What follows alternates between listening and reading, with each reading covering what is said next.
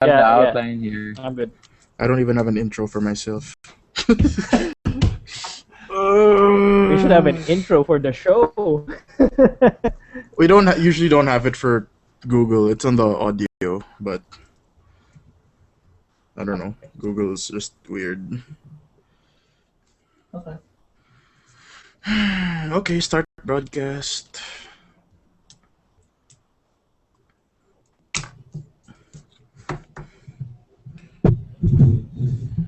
Three, two, one, go.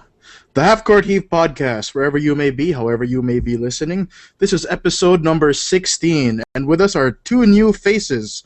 Of course, I have Juno, our regular here. Hello. Hey, everybody. And then with us, two new members, Jabin and Justin. What's up, guys? Hi, what's up? What's up? What's up? And what do you guys think of this weird NBA scheduling? The Western Conference Finals are going to go 2 games in before the Eastern Conference even plays.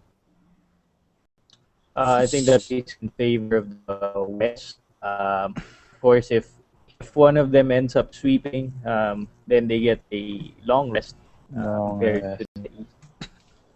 It's more of, it's more because the Eastern Conference was pushed to 6 games. So, yeah. They could have started the East. They could have started the East yesterday. It's just weird.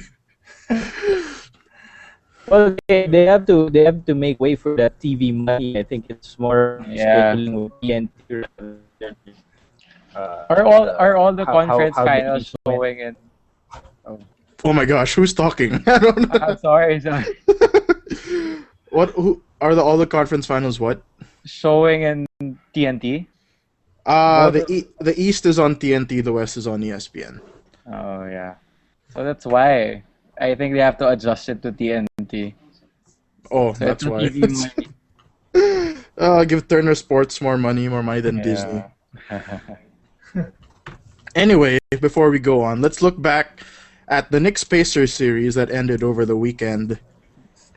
Of course, the Pacers won in 6 games, but let's talk about the Knicks first. How did the Knicks lose this series? What do you think they did wrong, or what did they do that was right but wasn't enough?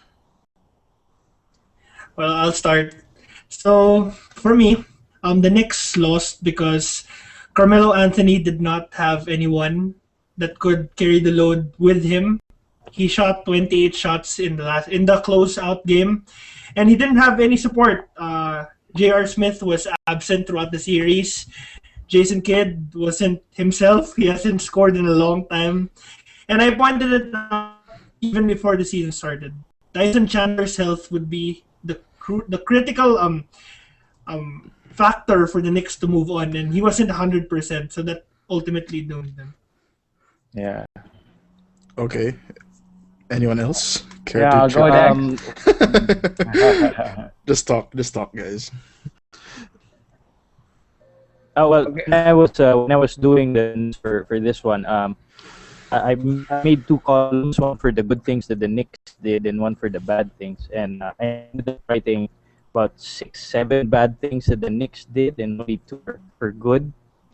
Just to reiterate Juno's point, I think Melo forced the issue a lot and lost trust in his teammates. He stopped moving the ball around, and partly also because of Mike Woodson's fault. He played a lot of different lineups, and Melo, I think he was out of sync for most of the series. And of course, why would you pass the ball when J.R. Smith is shooting 29% and Kidd for the entire series shot 0 for 8. He did not score for the entire series. J.R. Smith, it looked like, only played for the 6th Man of the Year award because after he won that award, he just regressed. He got suspended, and his shooting was just absolutely horrific. Actually, and based on Juno's point also, I agree that Tyson Chandler was really a big part of that Knicks defense, and honestly just really got outplayed by Roy Hibbert on much games. So it's really their defense is, without Chandler, he's not 100%. So I think They got owned at the center position. There you have a former Defensive Player of the Year Yeah. not being a force on defense. It really doomed the Knicks inside. Yeah, that's correct. For the entire series, the Knicks were out-rebounded 36.7 rebounds per game against the Pacers 45.3. I mean, you'd think that with all the bigs that the Knicks had, Chandler and Martin, they'd out-rebound the Pacers, but the Pacers really did a good job on defensive end. True. Care to add more? Anyone? So, I have a question. What are your thoughts on like Carmelo Anthony defending David West most of the time? So, because honestly, I think it because of fatigue also on Carmelo's part, and because it takes a lot of toll guarding a taller player. It looked like Carmelo really tired out eventually as the series went on, especially against a physical team like the Indiana Pacers. And what more, him playing the 4 because Mike Woodson's employing a small lineup out there, and it really took the toll on Carmelo Anthony. Yeah. He couldn't sustain the level of the performance level that he had earlier, especially early in the Boston series. And it's really showing how Carmelo Anthony is. You can compare Carmelo to LeBron, the pre-Miami Heat LeBron James, because Carmelo Anthony in this series, he did not have anyone that he could rely on, and I pointed it out. He didn't have any scorers that he had during the season, just like how LeBron James had Mo Williams and Carlos Boozer. Drew Gooden, sorry, and Jameson. He did have Carlos Boozer really early in his career. Who would you have rather guarding David West? Who's talking? No, you go ahead. Okay, I personally think I don't know whether it would have been the right decision or not, but maybe perhaps give Amari Stoudemire a little bit more minutes. I know his conditioning might not all be there, but it's worth it. It was worth a shot. It's the playoffs. You have everything to lose, and he just could have he could have gone. Even though Amari Stoudemire is not known as a great defensive player, he's another big body that Mike Woodson could have used more. Slide Carmelo Anthony down to his natural position, which is a small forward, and be able to guard smaller guys rather than having to bump down low with David West. But Melo's a terrible perimeter defender, so. Well, give and take. You have Melo guarding David West down low and be tired, or have guys blow by him. I don't know. What would you rather have? Well, David West wasn't even that much of a force offensively. He only averaged 14.7 points for the series. Well, I think it's the bigger body that took a toll on him. But I think the Knicks just played a small ball lineup toward the end of the series because that's what was working for them for the first 3 games or so. They tried to employ a big lineup, and that didn't work, obviously. Yeah. What can the Knicks look forward to now that their season is over to improve next season? That's a good question. The Knicks right now, they're very old, so they don't really have any young pieces for them. They have Jason Kidd, who's 40, and he's about 100, I think. Yeah. He's in the twilight stage of his career, so you can't really rely on Jason Kidd anymore. Tyson Chandler is 33. I'm not sure, 33. So they don't really have any young guys anymore, and Carmelo Anthony himself is already getting old. So, you're saying? Yeah, but at least they have Shumpert there. That's one young guy that has potential, a good defender. But I think it's just one compared to like their teams of 40s, like Marcus Camby, Kurt Thomas, Kurt Thomas, Rasheed Wallace, just retired again. He retired and got fat. If you saw a picture posted during the first round. I forgot which game it was. I saw him like, wow, you retired not too long ago. You gained this much weight. Does he still shout "ball don't lie" now? He probably still does while watching the game. On to the Pacers. Yeah. What did they do that was right to beat the Knicks? That's a good question. I'm not really a fan of the Pacers. I don't really like how they play, but I give all the props. I give all the props to their teamwork. They're very, very defensive minded. They're very physical. They play physical ball, and it really helped them beat the Knicks. Paul George's emergence as an all-star, playing like an all-star, and Roy Hibbert, David West, and the play of Lance Stephenson for me was the biggest factor for the Pacers, as they beat the Knicks, because Stephenson had he was double figures in rebounds, so he's rebounding. I think he didn't miss a shot, right, on the last game. He didn't. I know he didn't. Yeah. He didn't. Yep. Remember last year when LeBron James didn't even want to mention him in an interview, and now he's come out as one of the Pacers' most indispensable pieces in the playoffs. It's gonna be interesting. It's gonna be interesting how the Pacers will match against the Heat. If Lance Stephenson can play like that against the Heat, I think that the Pacers can upset them. But I predicted the Heat to win in 6, so yeah. That's so it. you do predictions now here, huh? Yeah, it's on our website. So. Okay. If you want to predict with us, Heat in 6. Oh, okay. But yeah, actually, just to support on Juno's point also, I really thought that the Pacers did good teamwork, especially they have a balanced attack also. And going forward to the Miami series, I think, of course, their advantage is in the center position because Miami always plays small. So they have to milk that, I think. But then it's a different thing having Carmelo drive to the rim than having some guy named LeBron James barreling down the lane. Well, of course, LeBron is, I think, virtually unguardable. You just have to contain him, right? But Roy Hibbert has done a good job of jumping straight up and blocking shots and altering shots. Yeah. The biggest one being the block on Carmelo Anthony. Could be the block of the year. But it's a totally different animal if LeBron James is barreling down the lane. Yeah. But if you notice, the Pacers defend as a team. They're number one in defensive efficiency for the entire season, and they held the Knicks to below 100 points for all but one game, and I think that was game 2, which the Knicks won. And just to add to what you guys were saying about them on offense, they do share the ball and they move the ball around a lot, but that also worked against them because they have no go-to guy down the stretch. All starters did average double figure in the Knicks series, but they don't have any go-to guy. It's whoever hot at that time. I think game 4 it was George Hill, and then game 6 it was Lance Stephenson. But how consistent can those guys really be?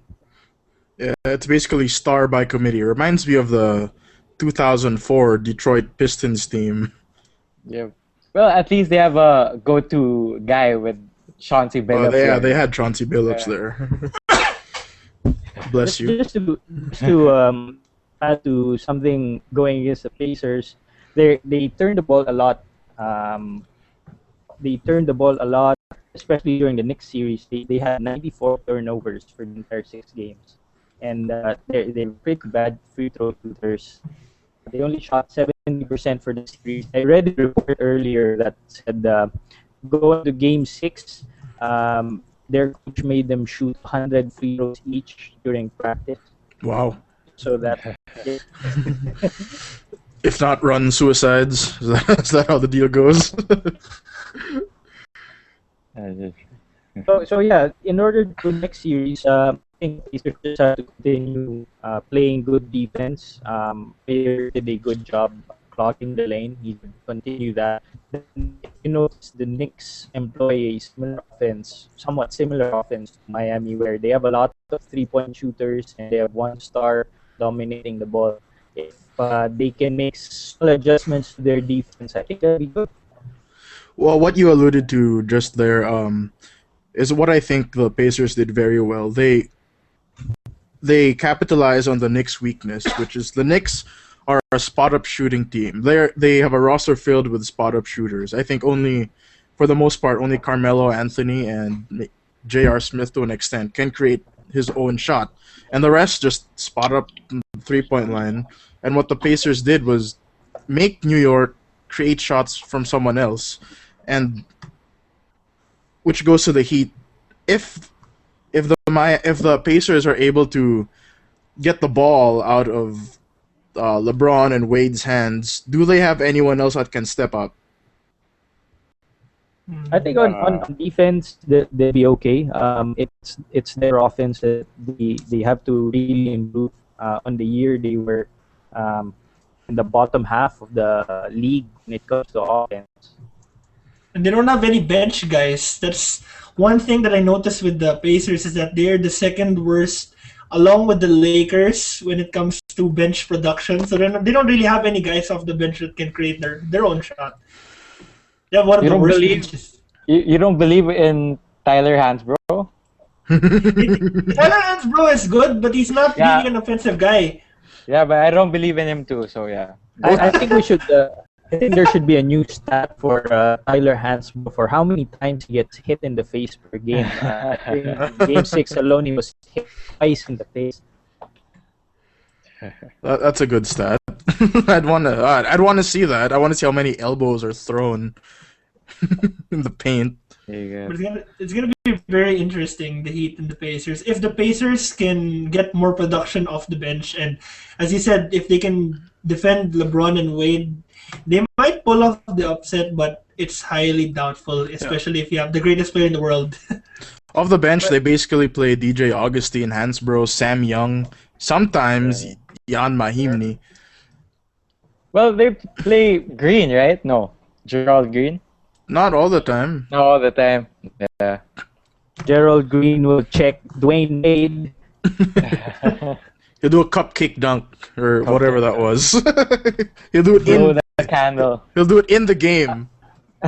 but in all seriousness, I think Indiana has a shot at this. If they can get their offense together, actually for the season series, they beat the Heat 2-1, and they outscored the Heat by an average of 3 points for the entire series. I think they have a shot. Did you get a chance to see the rebounding numbers? The Pacers out-rebounded them by 11, and that's a big margin. That is a big margin. That shows that. But most of those games were, 2 of those games were before Chris Anderson, so I don't know how that factors into the rebounding numbers. Oh, that's why Chris Anderson, I think, is the Miami Heat's MVP. On to the Western. Oh wait, last point. Just to add to the Chris Anderson, I think they've lost a total of 4 games since adding him to the lineup. So, something like that. It's in the single digits. It's been very good for them. Yep. And let's go to the Western Conference. Were any of you surprised with the blowout that the Spurs exhibited against the Grizzlies in Game 1? No, not at all.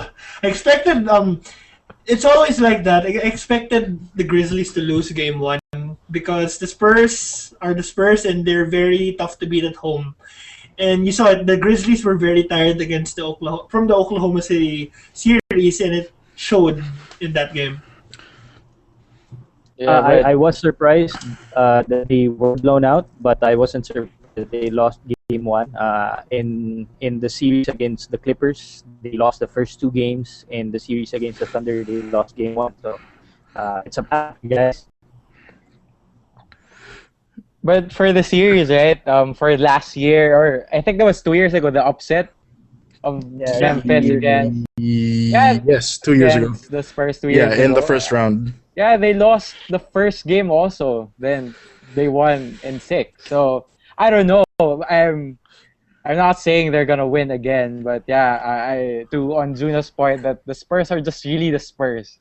Well coached, They're well rested, so they really took advantage of the Grizzlies. But what I saw on First Take, Stephen A. Smith said something that we've touched on.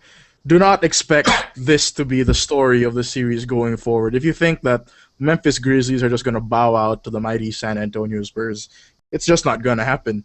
We all thought it happened against the Oklahoma City Thunder, but then the Thunder was shut down the rest of the way. It was crazy. They have to find some way to shut down Tony Parker. That's the guy who's killing them, and they don't have any answer. They didn't have any answers for Tony Parker in Game 1, and if they can shut him down, I think they have a very good chance of winning Game 2 and possibly the series. I called it Memphis in 6. Tony Allen, I think Tony Allen will have to pick up Tony Parker in Game 2 and move Mike Conley to Danny Green. Isn't that What they really wanted for... Well, Danny Green doesn't really create for himself like Tony Parker does, shooter penetrating. So I don't think Mike Conley would be at much of a disadvantage there. So on your point, Zabin, I have a question. So do you think Conley can't guard Parker because you want what's his name again? The shooting guard of Memphis. Tony Allen. No, Tony Allen. Just that, you want him to guard Parker? no, it's just that the Spurs played a lot of pick and rolls, and Mike Conley was caught off guard. And Tony Allen plays the pick and roll better. So that should be a major adjustment for them. Yeah. Okay. Where'd Juno go? Is he still there? Yeah, I'm here. I pointed out that I called it Grizzlies in 6, and regardless of what happens in the series, I see the Grizzlies moving on and beating Miami if they face in the finals. Wow! Bold prediction. Bold prediction from you. Yeah, like what I said about the Lakers making the 5th seed. Yeah. Oh my gosh. You said the Warriors and the Grizzlies were gonna fall, and the Lakers would go up to the 5th seed. I'm one of the biggest Lakers fans out there, and I didn't believe that.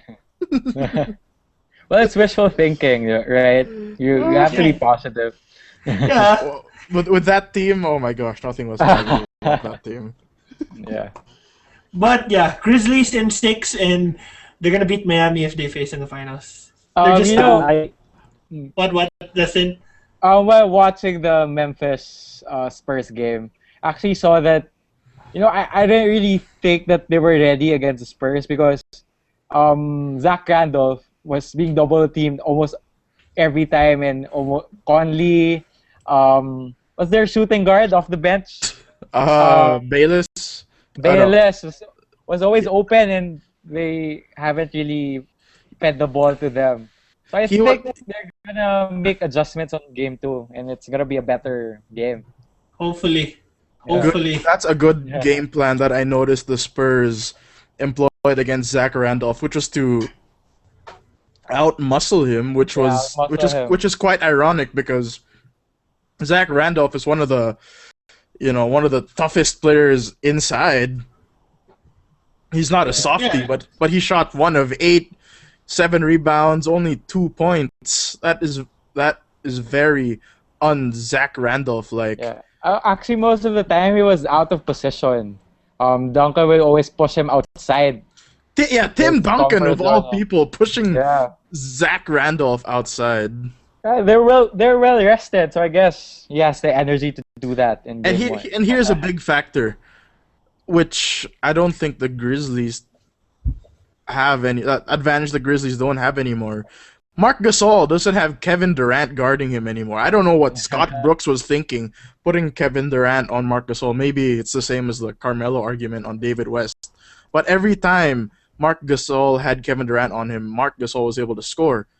But then now you have tougher players. You have taller players like Thiago Splitter, Tim Duncan, Boris Diaw can guard the center position. it's a tougher road for Memphis, but I like Juno. I do think they're gonna win the series in 6. Just to add to your point, if you were able to read the article on the website, why I thought the Spurs would win. I thought Thiago Splitter would be a factor in this game, and if you look at his line, he only scored 1 point, he had no rebounds, he had 2 assists, 4 fouls, and only 1 field goal attempt in 16 minutes. Um, you may say that he wasn't a factor in this game, but you saw how he was defending Marcus Gasol at times, and obviously at times against Zach Randolph, just putting a body on them. That helped a lot. Yeah, Any more points? No, Okay, go on. Go. I'm just saying that the Grizzlies, no matter how they performed in Game 1, they will still win the series. Hands down, they are the dark horse, the sleeper.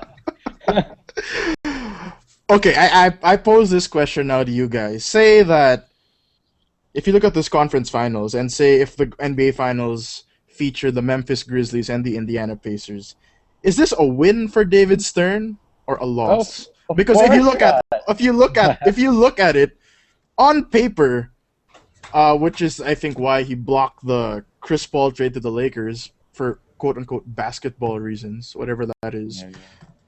He also wanted competitive balance around the league, and which kind of makes Dan Gilbert look stupid now because the Cavs owner Dan Gilbert looks stupid because you have 3 small market teams in the conference finals. The lone exception being Miami. I don't think they're a small market at all. And this is what, on paper, David Stern says that he likes for the league. But David Stern is also a businessman, and the NBA is about ratings. Do you think, let's assume that the Spurs and the Grizzlies advance to the NBA Finals. Is this a nightmare or a dream for David Stern to have 2 small market teams and possibly not that high ratings? Well, Yeah, I think they're going for the direction with the new CBA, right? They wanted the small market teams to be more competitive, and I think we saw how the new payroll affected the teams with like the OKC Thunder having to let go or trade James Harden. Well, what was funny And about that though? James yeah. Harden was under contract for 1 more year. I believe he could have stayed. Yeah, and- but OKC didn't want to dip into that salary tax, so that's why they wanted to let go of him. So I think David Stern, but I call him Emperor Stern because it's empire. That I think his point is, okay, see what I did? It's working. The small market teams are now more competitive, but the ratings are down. So I think it's a double-edged sword for him because it proves that he's right with the new CBA, and it also proves that he has less money because it's 2 small market teams. Yeah. The last NBA Finals are going to feature 1 small market team either way. Yeah. Regardless of what's gonna happen, if the Pacers and the Grizzlies make the finals, yeah, it's gonna be a business suicide for David Stern. Business suicide. Wow. Yeah, they're gonna lose a lot of money for sure. But I'd love to see that series. But as they say, you're gonna lose a lot of viewers because who would want to watch the Indiana Pacers, who weren't even featured in national TV in the US? You are asking that when over the past few weeks you've told me, aren't people gonna be curious who's gonna see it? Who's gonna win? And now you say it's gonna be ratings suicide because no one's gonna watch. Yeah. I think the sample size is too small to say how this would play out. I don't think it.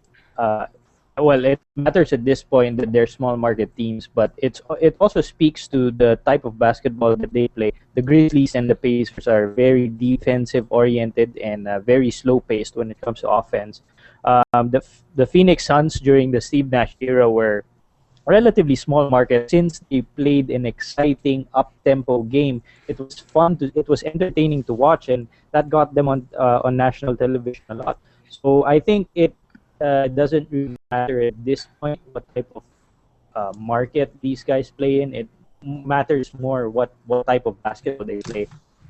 Yeah, actually, just to add, I'm just really happy that let's say if we assume the Memphis and Pacers are going to the finals, that these are two teams that features real centers in their lineup. So that's why I'm because of the evolution of small ball now with Miami and OKC, I'm just really happy that the centers are back. I agree with you there because I am totally not a fan of small ball at all. Yeah, me too. I believe that even though everyone's being more athletic, well, that's the myth going on now. You have to be athletic, you have to be fast. Yeah. But then you see these teams that are in there, only the Miami Heat can be considered fast, and they're not even really that athletic. If you look, they're not even really that young. Look at their players. They have Mike Miller, Shane Battier, Dwayne Wade. He's not part of what I was describing. Anyway, rather than Juno, you threw me off. Rather than the myth that you have to have the fastest, most athletic team, but I believe that you just have to have a team of basketball players, and basketball players include a good center. Yeah. That's why I'm just really happy again with the I think the shift back to the the attention to the center position, because me personally, I'm a big fan of Dwight Howard. Really centers. So fan of Dwight Howard. Yeah, that's why I hate him. Dude, when he went to LA, I was almost crying. My favorite team and my favorite player in one team. When he went to the Los Angeles Lakers, I was expecting pick and roll all day with Steve Nash. He can't set a proper pick. It's so frustrating. He was hurt, man. He was hurt. Yeah. Later in the year too, his picks are just like him standing there half-heartedly. Then that's it. And also, would you set a good screen for Godlock? Yes, I wouldn't. True Godlock, yes. The mini Mamba. No, the MVP of the D League. Better Godlock than Darius freaking Morris. Are you kidding me? But again, Dwight Howard. Back to my point. Dwight Howard. Yeah. He was exposed in the 2009 NBA Finals, having absolutely no post game. He's the same freaking player. He makes the same mistakes that he did back then. Yeah, but remember 2009. I think after that season, he worked out with Hakeem. Everyone works out with Hakeem. Everyone. Yeah, I think it's $50K per session. So anyway, he makes a lot of money. Kobe did it. After that, LeBron did it. Dwight Howard did it. so anyway, after that season, I was seeing now new post moves from Dwight. He has a post up. He has a front mid-range game now. So I was really happy in that direction. And now I think it was lost because of his back. I really just thought he just got lazy. And he didn't want to do anything. Something Dwight Howard said before the year is that he was going to work with Kareem Abdul-Jabbar. I was hoping to see some sort of skyhook in his arsenal, but it wasn't there. Anyway, back to what we went off topic for a little bit. Yeah, the NBA centers are being featured prominently in these playoffs, and I do think it's good for the league to feature centers again. Yeah. Actually, for the draft. Yeah. For the draft? For the draft, Yeah, I mean, the first pick is a true center in Nerlens Noel, and I think. Is he gonna be the first pick despite his injury? Well, yeah, I think he has a high stock too. From the features I read, his injury won't really affect him that much because it's not really a strong draft. Oh yeah, well he's coming back projected in December. Yeah. Juno. And I was pointing out that the centers are back.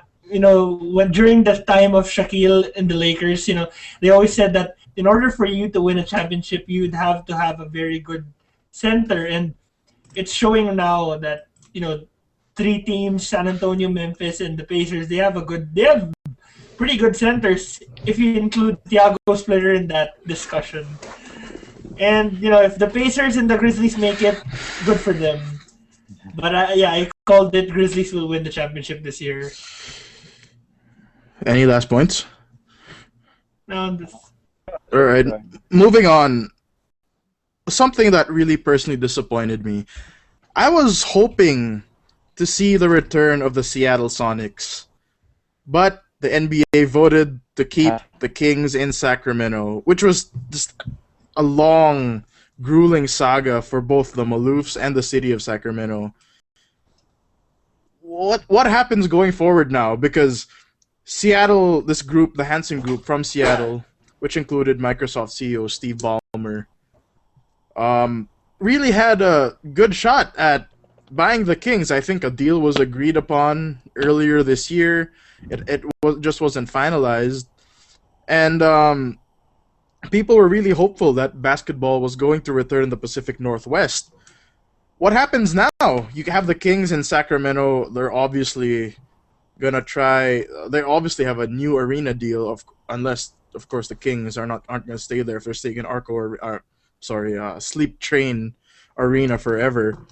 But will we see basketball in Seattle again in the future? It's very unfair for Seattle. Ever since they lost they lost their Seattle Sonics to the Oklahoma City Thunder, and right now it seems very, very vague. It seems lost, and I don't think you'd have a team in Seattle right now unless the owners there up there in Seattle make a good pitch. But right now I don't see any team coming. No, I don't see any team willing to relocate at this point.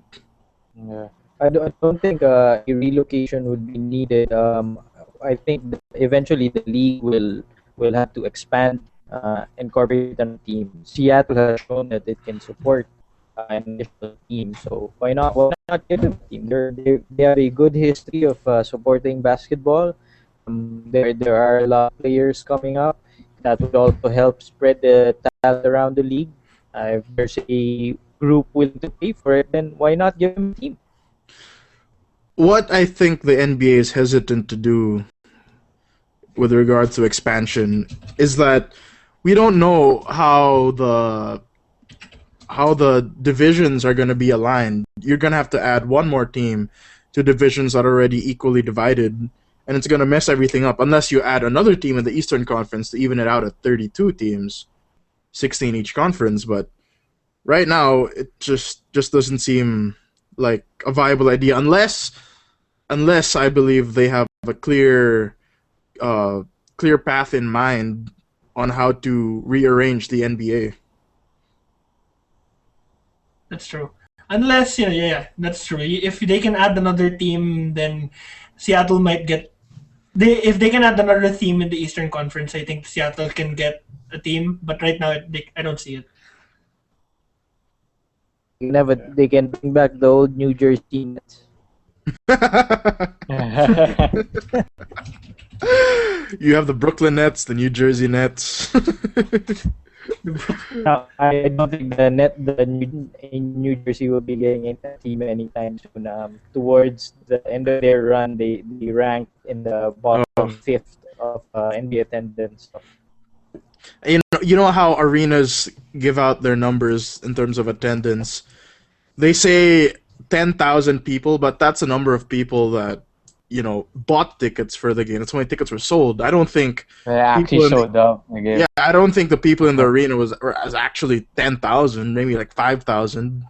There was a game. I think only 1,000 people showed up because of a snowstorm, and it was so depressing to see that. In Sacramento. I don't know. Sacramento only shows up when they're against the Lakers. Oh yeah. That's why. Who wants to watch a game in an arena called Sleep Train? Yeah, exactly. I don't understand what happened there. It was Arco Arena. And then it was the Power Balance Pavilion right at the same time that Power Balance was revealed to be a huge Fake, scam. A yeah. huge scam. And now Sleep Train Arena. That's just very unintimidating. Exactly. It's like the Pelicans for me. You don't like the Hey. Pelicans name? No, I think we're gonna play the Pelicans next game. So I don't really think it strikes fear in the enemy if we're gonna play the Pelicans. Take away the prestige. You think Lakers strike fear in other teams' hearts? Well, but the Lakers they have prestige already, so it's fair, right?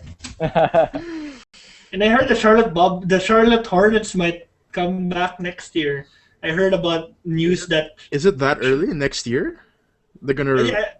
No, I'm not sure if it's next year or the year after, but I heard it in while watching NBA Game Time a while ago. They were pointing out that Charlotte might adopt the old name Charlotte Hornets because of the change in name of New Orleans. So we'll see. They're gonna change. They might change back. Actually, what I read is Jordan really wants to change back the name to the Hornet, but of course it will be expensive for them. And I think for a team to change names, they need 15 months. So I don't think they can make next season. It will be next. Well, year. I don't think. Well, that's true, but they also say it's not going to be a problem because the NBA is the one that owns the Hornets name and not the franchise. But well, I'd like to see the Charlotte Hornets come back. I think they deserve better than the Charlotte Bobcats. that was a horrible name when I first heard it. Hey, it's named after the previous owner. Really? Really? Yeah.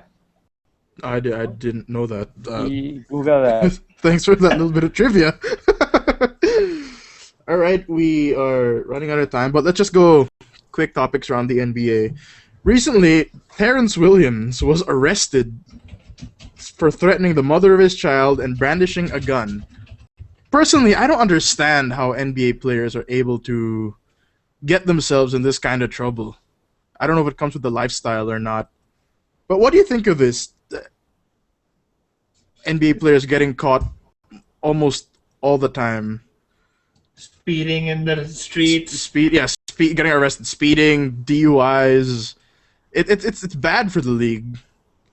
You pointed out a good point. It might be related to their lifestyle.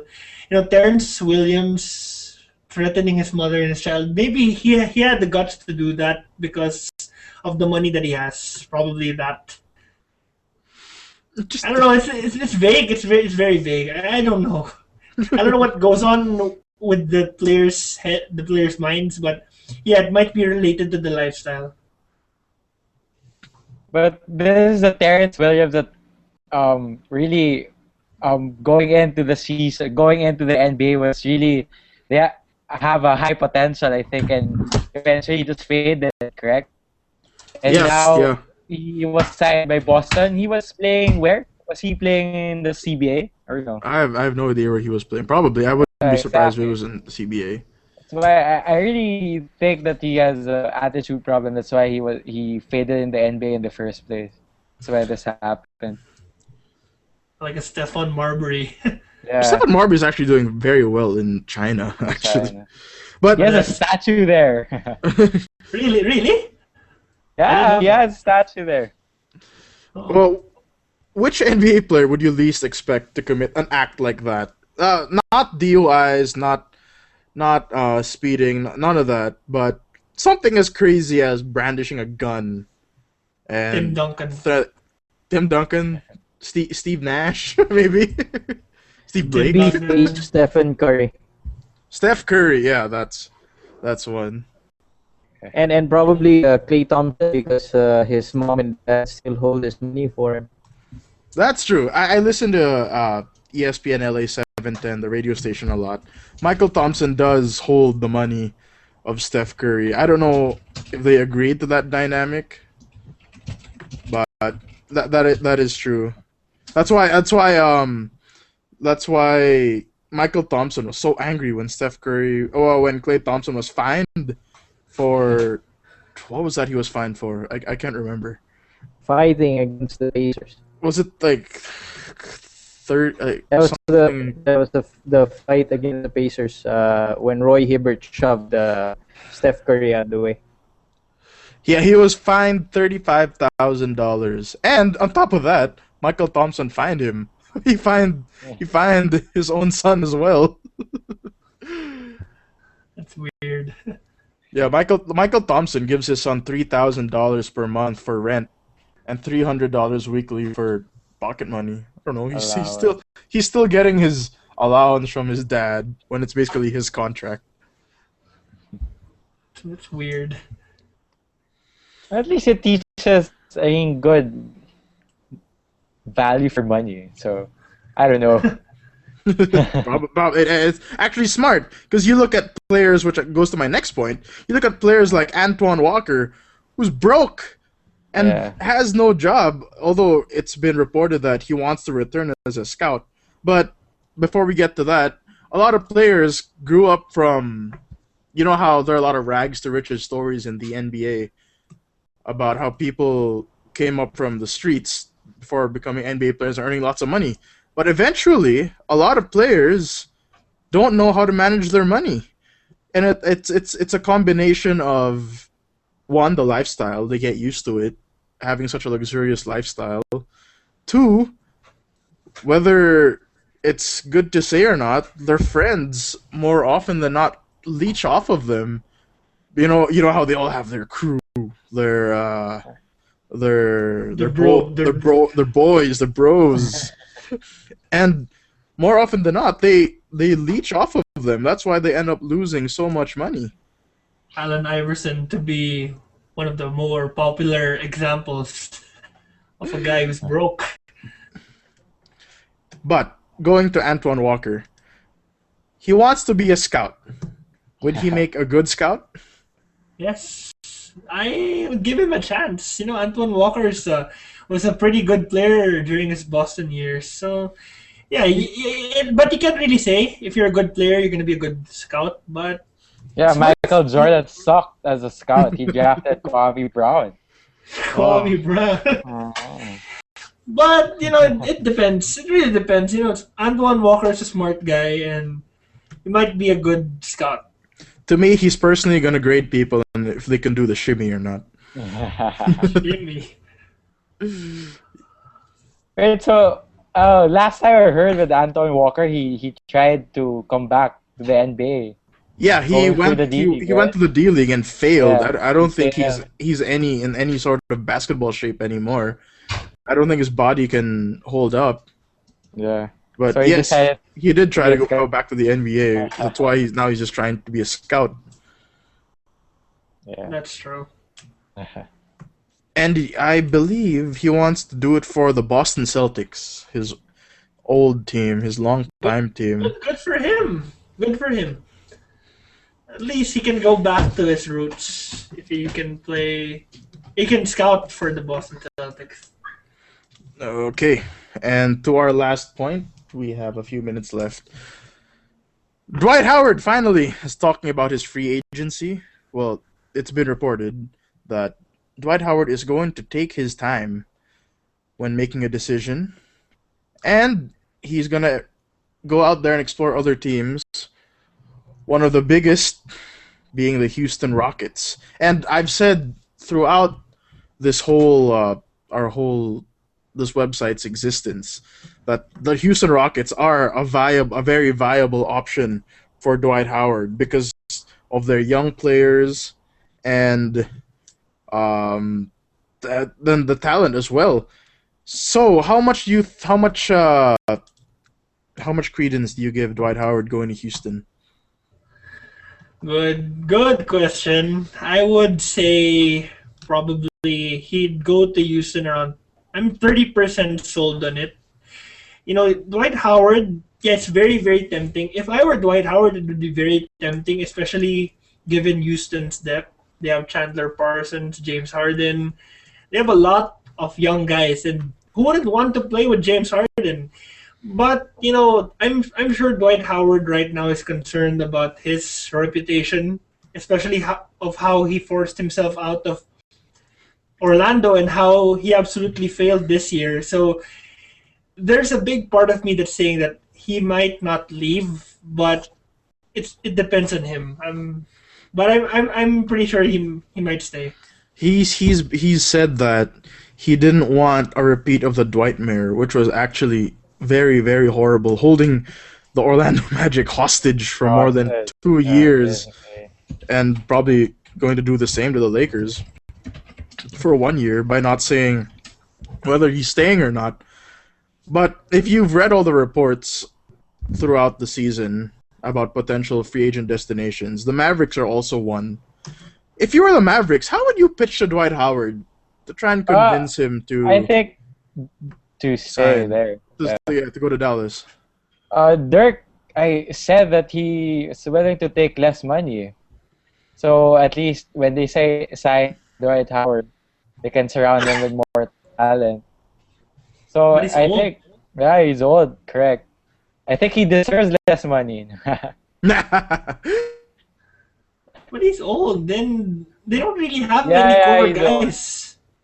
In Dallas, they don't have any guys anymore. They have who? Darren Collison. They have Chris Kaman. For me, Dallas might just need. If I were Dallas, I don't like Chris Kaman, Elton Brand, and OJ Mayo were on 1-year contracts. They'll be paid this summer. But what they do have is a lot of cap space that they could use to run after. Not only Dwight Howard, but also Chris Paul. Maybe it's not realistic to have those two, but maybe it's a future or 1 year or 2 years from now when LeBron becomes available, they'll make a run at him. But LA will pay him more money if he leaves LA. I think he's leaving 30 million, almost 30 million on the table when he transferred to another team because of the new CBA rule. That would be very stupid. Yeah. If he leaves, if he does go to a Texas team, he'll make a lot of savings because he won't have to pay the income tax. He'll save about 10 million, so he'll still probably get a lot of money for it. It won't be that much of a difference if they pay him 20 million for 4 years. He'll earn 80 million compared to the Lakers, where he'll earn 20 for 5 years. That's 100 million. But he has to pay 2 million in taxes, so that's just 10 million difference. But with Dwight's personality, I think he really wants to be more of a brand too, and he can do that in LA. He wants to be a personality. He wants to be the center of attention. So I don't know. I don't know if I'm talking as a fan or as like a non-biased person. But yeah, I'm not sure if he wants to leave 30 million on the table and just transfer to another team. If just to answer the original question, if I were Mark Cuban, how I would pitch to Dwight Howard, I'd tell him I'd put him on my TV show, Shark Tank. He can be a guest there weekly and, be the center of attention. True. But, it's all up to Dwight Howard at this point. Dwight Howard, if you're watching. Another thing, Dwight Howard can make more in endorsements in Los Angeles too, being the market that is. That's why I think the state income tax is going to be offset by his endorsement money. Yeah. Wait, Dwight Howard, if you're listening here. Yes, most likely he is. Dwight Howard, if you're listening, it would be we're pitching to you to stay in LA as a fan. Yes, Dwight Howard is listening to us. Give us a round of applause. No, Dwight, we don't care for you at this point. You've been a crybaby for the past 3 years. Just get out of there. Shut your mouth, play basketball. In my opinion, I don't think he's a max deal player. He's very good, obviously, but I wouldn't give him the max deal. Not even if he's healthy. Who would you give it to? Josh Smith? No, I wouldn't give it to Josh Smith either. Who would you give it to? LeBron James? You don't have to give him anyone the max unless you try and get LeBron James or Chris Paul. But my question is, like, for centers, you see that how they're paid in the NBA? How much is DeAndre Jordan paid? Roy Hibbert? Because I think when you are a center, even if you're not that good, as long as you're tall and you're athletic at least, you're paid a lot. So with Dwight Howard, which at least is better than DeAndre Jordan or DeAndre Jordan is earning around him. 10 to 11 million Yeah, a season. exactly, right? And what he does is just dunk and block. Yeah, he doesn't even rebound that well. Yeah, he doesn't rebound that well, right? That's correct. So because of the market and the centers, because they're really extinct kind in the NBA right now, they're paid a lot. So I think Dwight Howard will get a lot of money. But yeah, I kind of agree with the max deal, even if he's needs to improve a lot. Right, before we go, who's going to win today? Spurs, Grizzlies. Grizzlies. Grizzlies.